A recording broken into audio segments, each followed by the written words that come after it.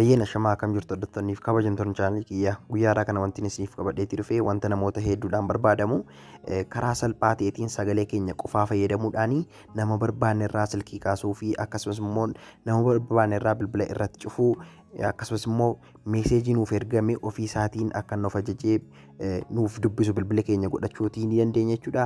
Egaan bilbila keessanii harkaan tuquudhaa yoo hin barbaanne ta'e yookiin immoo bilbila keessanirraa yoo fagoo jiraattan akkasumas immoo keessumattiyyuu warri makiinaa oofan jechuudha. Appilikeeshiniin kun dhibbaaf dhibbatti isin barbaachisa jechuudha. Egaan hojiin biizii yoo isin godheyyuu salphaatti sagalee keessan qofaa fayyadamuudhaan bilbila keessan lafa inni jirutti akka inni namni innaa isiniif bilbilu ofiin irraa kaasuu gochuutii ni dandeessu. Akkasumas immoo meeseejoota garaagaraa akka isiniif dubbisu gochuutii ni dandeessu. Bilookiillee gochuu ni dandeessu. Wantoota hedduudha kan inni of keessaatii qabu jechuudha. Kanaaf hanga xumuraatti sirriitti waliin ta'uun daawwadhaan isiniin jedha. Egaan keessumattiyyuu namoonni iji isaaniillee hin agarre al takkaa kana siitaappii gootanii fi yoo kennitanii fi salphaatti namoota barbaadanii wajjin walii galuudhaaf isaan dandeessa jechuudha. Kanaaf egaan jalqaba irratti appilikeeshinii kana buufachuudhaan jechuudha kan isinii wantoota nama isinitti himee hunda isaayyuu argachuu dandeessan jechuudha. Lafti isin kan argachuu dandeessan appilikeeshinii kana yennaa viidiyoo koo daawwattanii kunootti barreeffama viidiyoo sanaarra ni tuqxu jechuudha. Kunootti diskiripshinii warri hin beekne kunootti diskiripshinii jechuun asidha waan ta'eef barreeffama viidiyoo sanaarra innaa isin al tokkootiif tuqxanii bifa kanaatiin isiniif baasa. Liinkii kana ni tuqxu jechuudha. Aappii as tuqaa buufadhaa kan jedhu ni jira waan ta'eef saniin booda liinkii kana innaa isin tuqxan gara kanaatti isin fida jechuudha. Salphaatti appilikeeshinii barbaaddanii xiqqoo ishee gadi siquudhaan buufachuutii ni dandeessu. Lafa daawunlood jedhu kana tuquudhaan jechuudha. Viidiyoo isaallee haala itti fayyadama isaa akkasumas immoo afaan Oromoffaan weebsaayitii koorra wanta hunda isaa infoormeeshinii sirriitti isiniif akka inni galu godhee barreessee isiniif waan kaa'uu fi wantoota garaagaraa addanarraa seenuudhaan fayyadamaan isiniin jedha. Egaan karaa telegiraam chaanalii kootii OTSL kan jedhullee argachuutii ni dandeessu jechuudha appilikeeshinii kana. Kanaaf amma ni gala jechuudha. Egaan jalqaba innaa keessa seentanii haala kanaatiin isiniif bana kunootti iddoo kanarraati nekistiin jettu jechuudha. Nekistiin isin jettan kunoo gara kanaa isin dabarsa. Baay'izawwee inistiraakshini isaa fi akkaataa itti fayyadama isaa jechuudha. Kunoo iddoo kanarraati dubbisaa deemuu ni dandeessu. Egaan kunoo dhuma kanarratti istaarti kan jedhu kan yennaa isin tuqxanii bifa kanaatiin iddoo kanarraa mas istaartii kan jettu kana ni tuqxu.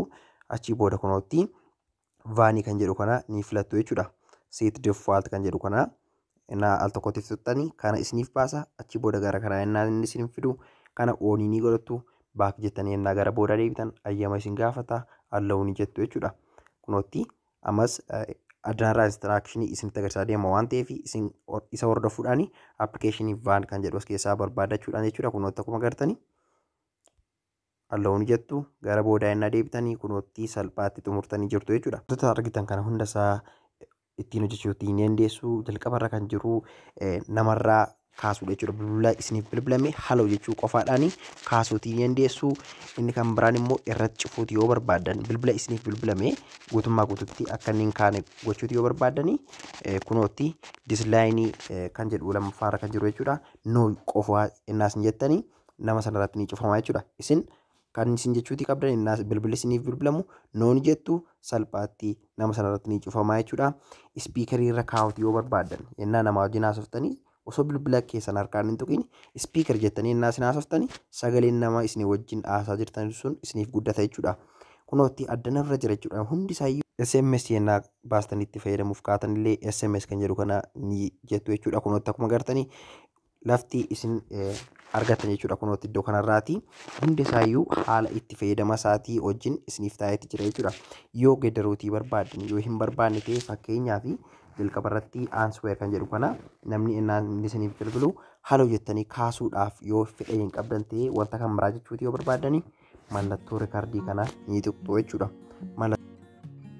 Achiin booda wanta haasawuutii barbaadan erga haasoftanii booda ofiisaatiin seevii isiniif godha jechuudha. Amma akkamitti fayyadamna kan jedhuu fi namni innaan isiniif bilbilu kunootti iddoo kanarraati isiniif taa'ee jira waan ta'eef diffaaltii kanumaa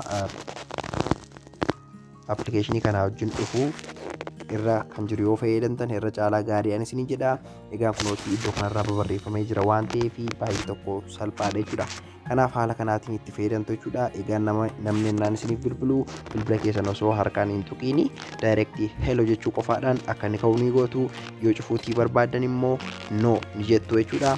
Kunootti addana irra jijjiira jechuudha hundisaayyuu. Kanaaf eessaan argadha jettanii iddoo isaa wallaalinaan hin jedhina iddoo kanarra jira jechuudha. Egaan guyyaa haaraa kana jechuudha kan inni isiniif qabadheetii dhufe wantoota hedduu kan biraallee of keessaatii ni qaba qubaama isaa jechuudha. Kana qofaadha miti jechuudha. Wallpeeperii garaagaraallee ni qaba waan ta'eef itti fayyadamuutii ni dandeessu. Egaan yeroo itti aanuun deebinee garagarutti nagaan naaf tura. Isin jaalladhaa, isin kabajaa.